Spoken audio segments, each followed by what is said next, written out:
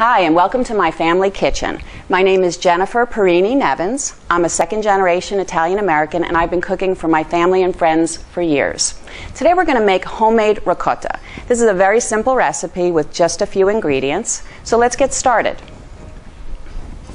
In a large pot over a medium heat, I've already added 8 cups of whole milk. To this mixture, we're going to add 1 cup of heavy cream,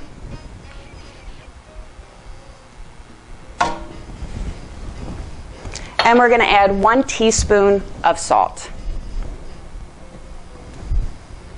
And we're just going to mix this liquid mixture until it comes to a simmer. It'll take a few minutes.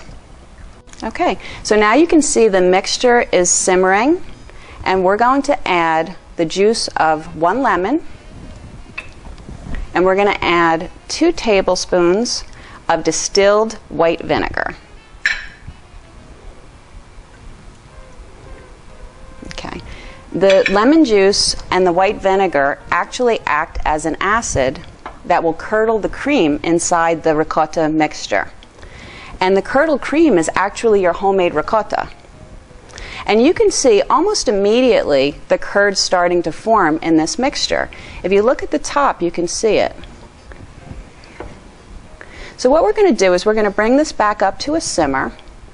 It'll just take a little, maybe a minute, just a few minutes. And we're going to turn the heat off. Okay, looks good to me. At this point, we're going to turn the heat off. I'm going to cover this mixture up, and I'm going to leave this for 20 minutes. We're going to pour the curdled cream into a prepared sieve. Now this is a fine mesh sieve that's been lined with cheesecloth, and you have to line it well. And we're going to put this over a deep bowl, and what's going to happen is the curdled cream will collect in the cheesecloth, and that's actually going to be your homemade ricotta. The liquid will drain through the cheesecloth, and it will collect in this bowl, and that's actually the way, and that's going to be discarded. Okay, so now we're going to be draining this mixture into this prepared sieve. I'm pouring this directly in the cheesecloth, and you want to take it slow because it's actually going to drain through the cheesecloth rather slowly. And you can see as I'm pouring this in, you can see the curdled cream coming out of the pot.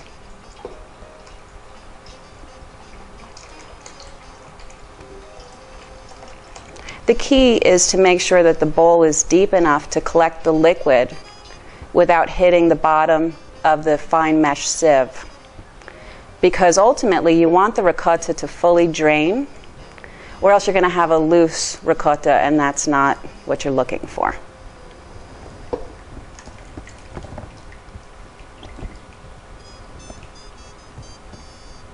Okay, so this mixture will actually drain through the cheesecloth.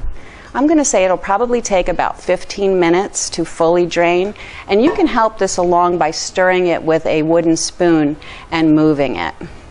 It's been about 15 minutes, and the curdled cream has settled into the cheesecloth, and the liquid has drained out. What I'm going to do now is I'm going to pick up this cheesecloth. And again, this is the ricotta mixture. I'm just going to give it a little bit of a squeeze just to get rid of any last-minute liquid. And then I'm going to put this into a bowl.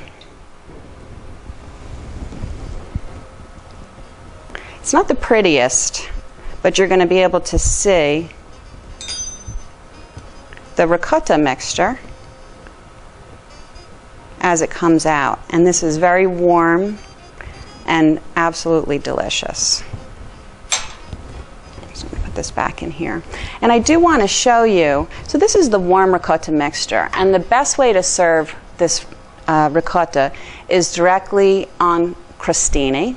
And what I've done is I've prepared a grilled crostini with a little bit of olive oil, salt, and pepper, And I actually made this ricotta last night, and I want you to see the difference. This is actually the ricotta that's warm. It's delicious just like this. This is the ricotta that I made last night, and it's set up overnight, and you can see it's a little bit more firm. It's still so pure and delicious. You definitely want to enjoy this in the purest state possible. I would not utilize this ricotta as a supporting ingredient in a larger dish like a baked ziti or a lasagna, because you would truly mask the pure flavors of this ricotta, and it's a bit of an effort to do that. It's certainly not worth your while.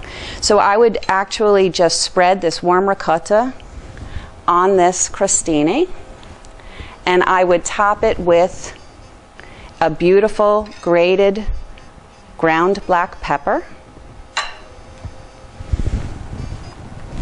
And I would top it with just some extra virgin olive oil. And believe me, your guests will absolutely love this.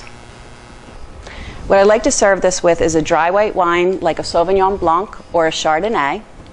And here I have a Chardonnay. I'd like to thank you for joining me today in my family kitchen. Until next time, buon appetito. Enjoy.